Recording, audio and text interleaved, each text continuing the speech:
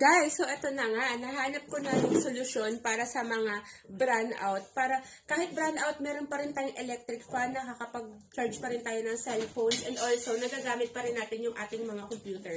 So ito yon, ang binili ko is si Pinsen, yung pinakamataas na 30 cells na may 198,000 mAh.